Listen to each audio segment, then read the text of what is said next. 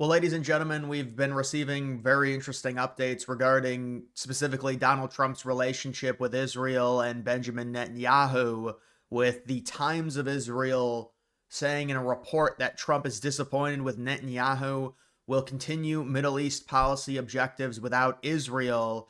And there's been some other big developments involving Saudi Arabia, Trump planning a trip to the Middle East beginning next week. He's not visiting Israel. Pete Hegseth now canceling his trip to Israel. There are a lot of different dynamics when it comes to Trump's current relationship with Israel. And really, ever since he was elected for a second term, there has definitely been the guise that Trump is kind of bending the knee to Israel in terms of the potential annexation of the Gaza Strip, the displacement of Palestinians, and now it seems like Trump is pushing back against it, and it feels like the straw that broke the camel's back. And we'll see if this is legitimate or not. This could be inauthentic by Trump because he realizes that a lot of the base is saying, well, you're kind of caving to Israel here. This is him possibly doing a show of strength. But what happened was Israel wanted the United States support, and apparently, based off of the New York Times article in relation to Israel potentially striking the nuclear facilities within Iran, they were demanding significant U.S. support. And Trump, I guess, thought Netanyahu was trying to dictate things, and Trump is the no new war president.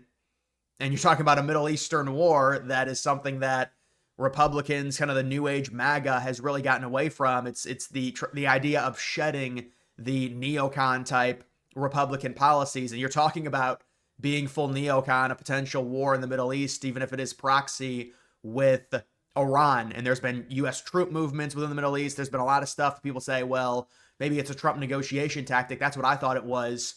The relationship with Iran and Trump is not very good, considering he ripped up the original nuclear deal that was signed under Obama, which many people criticized, to be fair, but it's created this situation, and Biden kind of just kicked the can down the road. And now here we are, to where it's been reported that Iran is at around 60% uranium enrichment. All the top nuclear experts say that 2 or 3 weeks they could have a nuclear bomb easily. That's how enrichment works. It's a lot harder to go from 3% enrichment to 20% enrichment than it is from 60% enrichment to 90% enrichment. And so they could have one within a month. Some people say they already have one. But the point of it is, it's like we're back to square one, all the way back after 9/11 with the invasion of Iraq and the weapons of mass destruction. Now we're talking about military action against Iran because of their potential nuclear capabilities. This is a Middle Eastern situation. Donald Trump feels like he's being, to a degree, controlled when it comes to Middle Eastern activity by Netanyahu. He doesn't like that. And I also do wonder if there is the idea to where there has to be some self-awareness within the Trump administration. Trump has not looked very good, at least at the onset of his second term, in relation to his relationship with Israel and how much he was kind of bending the knee to Israel. Even, you take a look at a situation like Ukraine, Trump stopped funding them, even though they were by proxy weakening. Well, not by proxy. We were giving them money proxy to weaken Russia. And Trump cut off their funding and said, listen, you want to keep getting money, you do a nuclear deal with it, or not a nuclear deal, you do a minerals deal with us. And that's been agreed upon now. But any money we give Ukraine, we're supposedly going to be getting back in mineral extraction. The same cannot be said for Israel, where we've given them originally under Obama. He signed the original deal. It was $4 billion per year in military aid. Now it's around $17 billion on top of the $4 billion per year in aid for Israel because of their war, and they say October 7th, with the Palestinians. And now it's very obvious that Israel is trying to use October 7th as a way to expel the Palestinians from the West Bank, from the Gaza Strip. And this is their big chance. And so that's why they continue to do this. They continue to bomb them. There's new Google images that have come out within the past few months, and you look at Gaza. Gaza is just completely destroyed. I mean, it is in total ruins. And Trump said, when he had that initial meeting with Netanyahu, he said, well, we might just annex it and rebuild it. Apparently, what I would think is that's just negotiation by Trump. I don't know what's going to happen to the Gaza Strip, but it is totally destroyed. I'm guessing it's going to be the Arab countries like Saudi Arabia, the UAE, coming together to potentially rebuild the Gaza Strip. Where that'll put the Palestinians, we don't know. You could say, well, two-state solution in terms of if you're Trump, that might be the best avenue to remain neutral. But even something like that, you're talking about based off of the history between the Israelis and Palestinians, there's probably going to be another war in 2 or 3 years. So do you want to duct tape it and just let Vance deal with it if he wins or whoever, kick the can down the road, if you will? I don't know. Obviously, Trump has said he doesn't want to do that and that he would like the Palestinians to go elsewhere, which is viewed as a major win for Israel if that were to happen. But now you can see, I mean, it's story after story. Now they're saying Trump has cut contact with Netanyahu, calling him arrogant. This is the friendship between Trump and Netanyahu is over. Israel radio reporting that Trump has cut contact, saying that Netanyahu and his associates act arrogant and try to push around the president. President feels disrespected and manipulated by Netanyahu, and that there's nothing he hates more than appearing as easily manipulated in public. And that's really exactly what was happening. And I was wondering if Trump was going to do something. It's interesting because you've got that New York Times story that came out that basically said, well, Israel wanted to strike Iran with significant help from the United States in terms of intelligence. And it was going to drag the United States into the situation to where obviously there'd be no nuclear deal if we helped Israel do that. And it just puts us in a potential war situation with Iran after everything we've dealt with in the early 2000s under W. Bush. Trump doesn't want to deal with that, and it's like Netanyahu dictating everything. But on top of that, the first time I noticed it turned was when Trump tariffed Israel at a 17% rate. If you guys remember, Liberation Day was April 2nd. April 1st, Netanyahu and Israel came out and said, we're removing all of our tariffs on the United States. They preemptively removed all their tariffs before Trump had his Liberation Day. So Israel expected Trump to not tariff Israel because they removed all of theirs the day before. Trump still tariffed them at 17%. A lot of Israelis, a lot of Jews were not happy about that. And so Netanyahu visited Trump specifically because of that. And Trump said, no, I'm still keeping the tariffs on. And you should be thankful because we give you $4 billion every single year in military aid. So Netanyahu made the trip to get told the tariffs are not coming off. Now, you can say, well, it doesn't really matter because now the tariffs are down to 10% and we're going to negotiate with all these countries. But that was the first time I noticed something within the relationship, was that weird moment where Netanyahu solely makes a visit specifically to talk about the tariffs and like, well, we took all of our tariffs off of you guys the day before Liberation Day. Why did you hit us with a 17% tariff? That doesn't make sense. And the tariff stays on, and Trump says you should be thankful that you get $4 billion a year from us.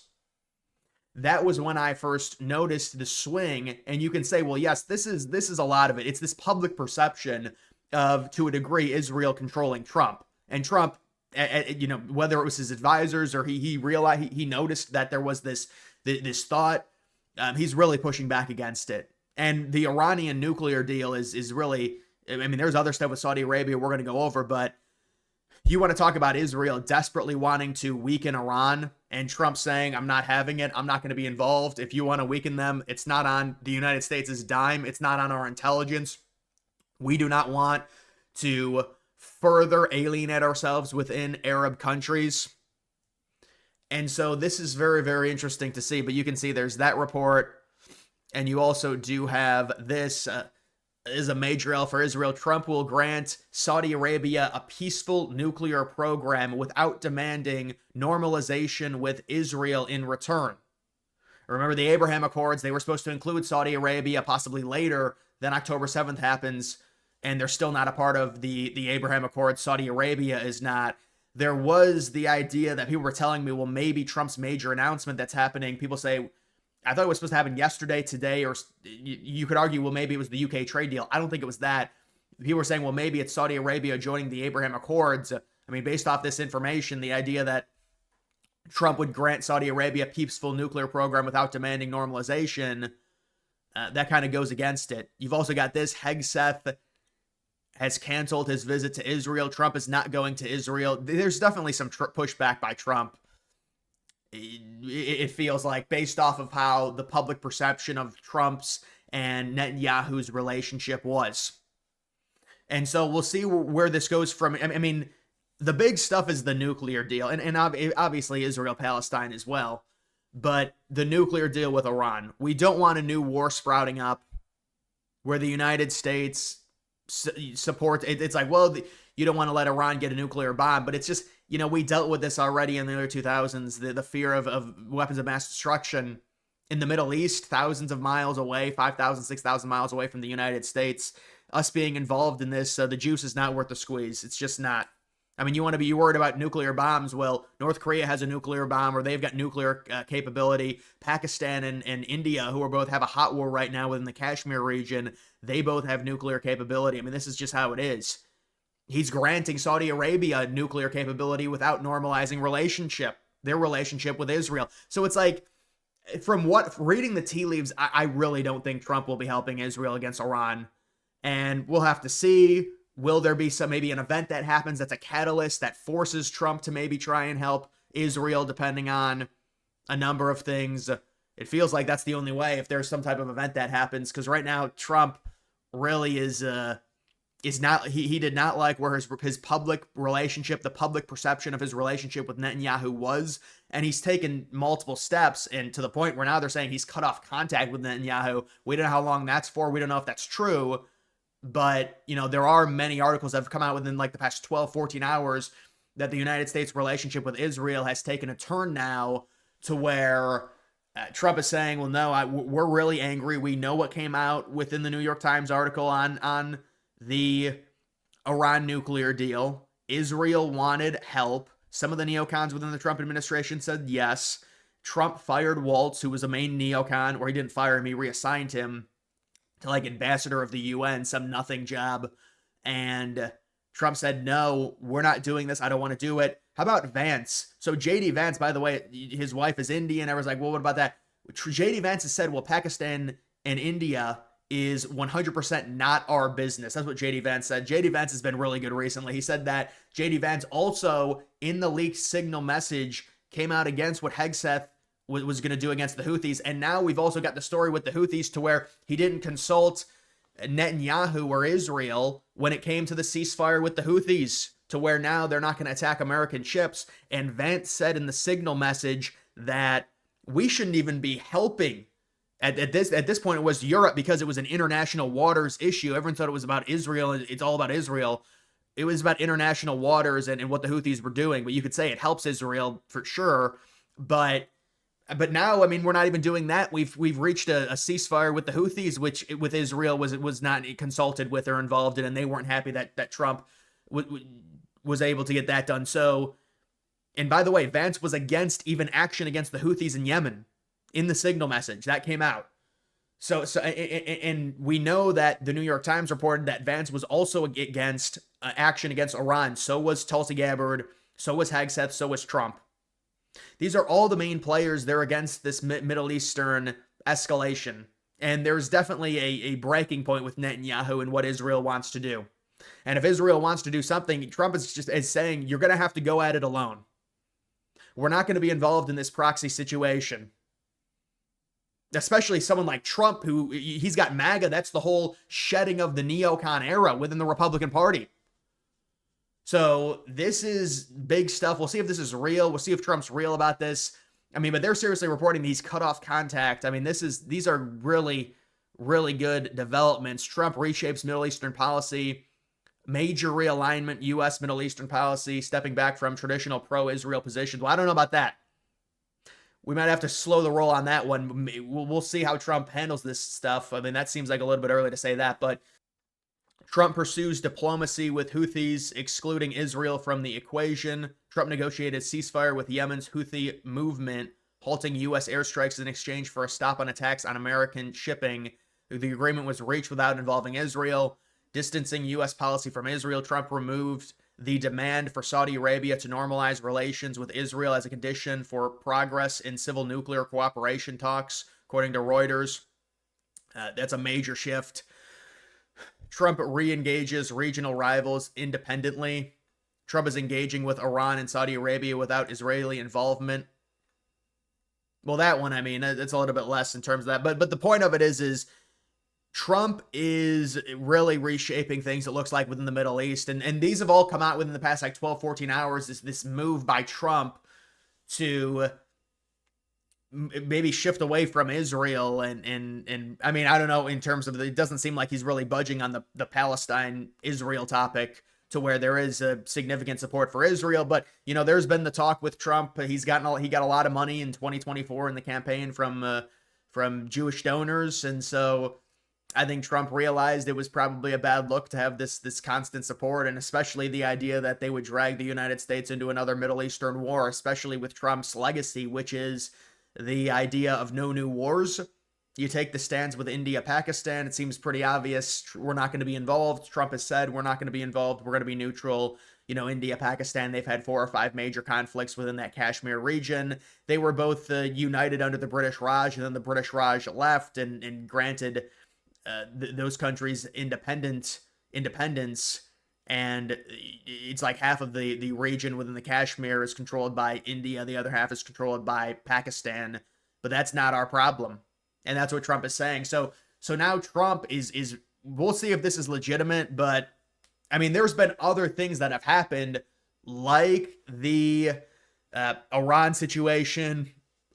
It's not just Trump cutting off the contact.